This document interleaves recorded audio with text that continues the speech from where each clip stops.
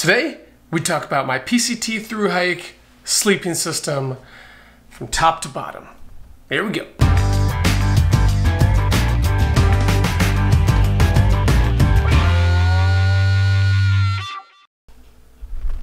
Fitzy.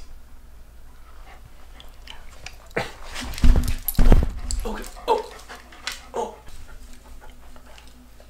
All right, welcome back. My name is Emory, and today we're going to talk about the gear that I brought on my thru-hike. I recently posted a video about my clothing that I took, and today is going to be a recap of what I slept in terms of like my sleeping system. So sleeping bag, sleeping pad, and my tent. So we're going to keep it really simple because these gear reviews can be very, very long, and they're not really a review. I'm just going to tell you what I took, why I took it, how it did, and we'll kind of move on from there. So there's going to be a lot of videos in this series. You're going to want to check those out if you're hiking the PCT now, in the future, or any other thru-hike. So the point of this being that hopefully this is beneficial for you to kind of see what other people are bringing. Again, it's not an end-all say-all or end-all be-all type of thing. Everyone has their unique needs for the trail and preferences, and this was like my style slash what was given to me based on I hiked with a nonprofit program that put me on the trail, sponsored me. So with that said, if you like this content, be sure to subscribe. I would love to get to know you, find out where you're from, what you're up to, and we'll go from there. So let's dive in, starting with the sleeping pad. All right, so this is a Klymit, what is it? It's Klymit Static V Insulated, Static Insulated V, Klymit Insulated Static V, something like that. I don't know, there's a lot of words in it. Clearly it's on the screen already. This is a sleeping pad. It's not the lightest thing out there, but I've owned a few of them in the past, not Klymit per se, but I've owned a Nemo pad. That was nice. That was the first pad I ever owned, and it was insulated. And I own a Big Agnes pad, and this one was given to me to use by the program that I hiked with. And honestly, it was really great. I actually really prefer this pad now. It's a little bit longer than what it needs to be, at least for me. But that said, I had no problems with it at all whatsoever. I hiked just over 2,000 miles with PCT in 2017. This pad was really great. If you're looking for a solid pad that's insulated, comfortable. I tried a couple trips after getting back from the PCT and tried those other pads, and I just ended up coming back to this one. The only thing about this pad is if you're a larger individual, so man, I would say definitely if you're 200 pounds, you might want to look somewhere else. Some of the other guys that I was hiking with were using this pad, and they were larger than me, just like larger framed individuals. They weren't fat or anything, but they were just big dudes. I noticed that they had problems with punctures. So if you're a larger guy or gal, as in tall or just thicker, you're gonna wanna maybe look at something different or learn how to repair your sleeping pad. Before I move on to my sleeping bags, because that is a longer topic, let's talk about my tent. Inside this bag is a Big Agnes Fly Creek UL1. And I'm not gonna hold this because, well, whatever. So I have a love-hate relationship with that tent. I more hate it than I do love it. And the reason being is, again, it was donated to the program. So thanks to Big Agnes for supporting the Warrior Expeditions and donating that tent. It is a very popular tent on the PCT for a lot of great reasons. It's very light. It does the job really, really well in terms of providing shelter and getting you from point A to point B.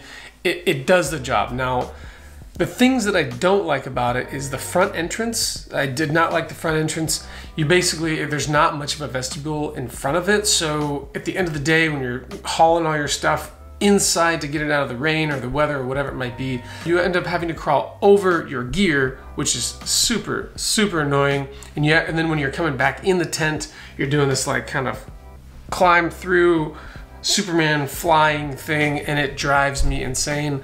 The tent functioned fine in terms of keeping the weather off of me and that kind of a thing. It's small, easy to pitch, but just when you're living in it for 5 to 6 months, I don't know, for me, it really started driving me insane.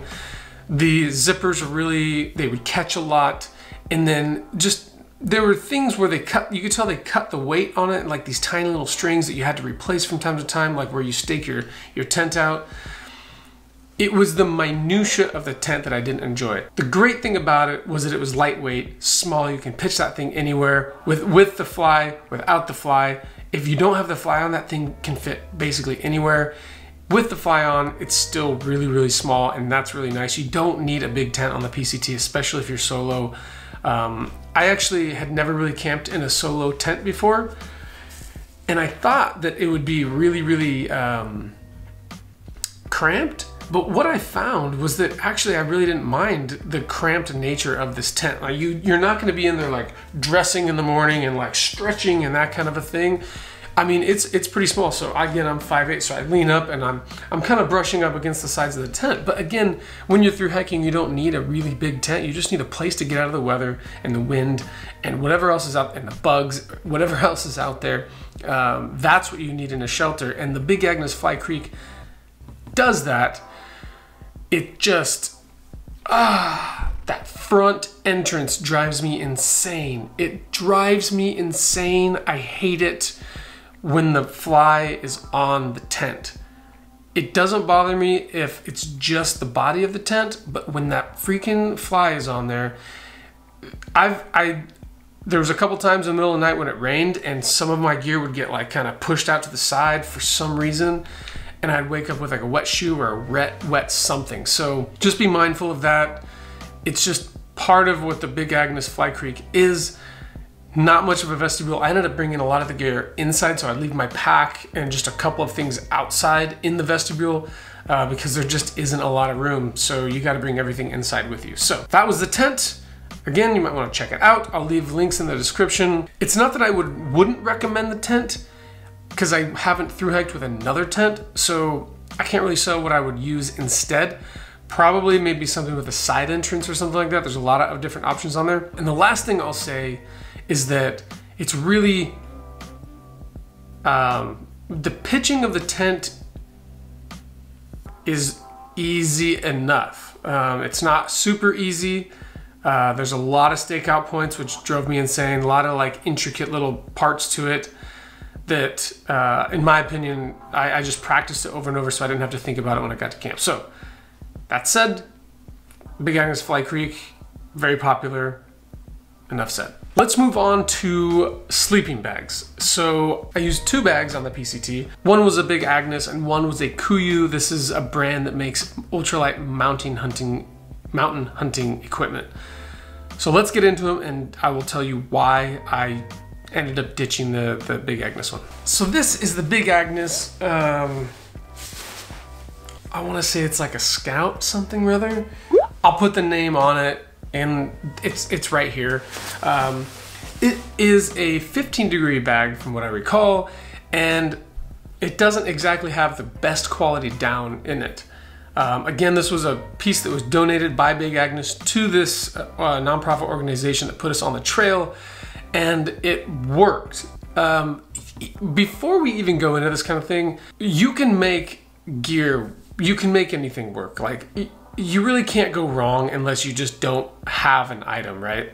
So you have to work with what you have.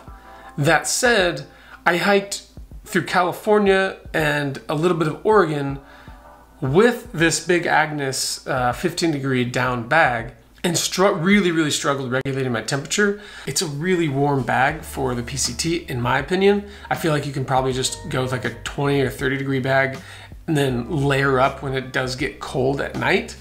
You don't need a 15-degree bag. I just always found myself sweating in it and just struggling with the zippers on it. And there were sections of it where like I'd get a cold spot and I'd get a hot spot, and it was not thermally even around my body. From my understanding, that is due to the quality of down and the way the bag is designed. It's not a very expensive bag, which is great if you're trying to get into backpacking. That's awesome. I think it's like a couple $100, which is great. That's wonderful. You need a bag. If that's all you can afford, great. But sleep is really important in the backcountry, no matter if you're through hiking or if you're not through hiking, you're just out there. It's important, but especially when you're through hiking, sleep is incredibly important. So you have to find a system that works for you. And so what I did is on my way up the trail, I was doing all this research on different bags.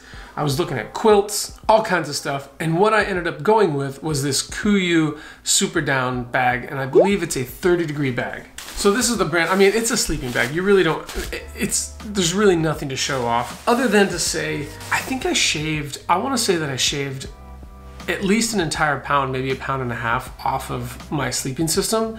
And at that point in the trail, I was looking to cut as much weight as I could.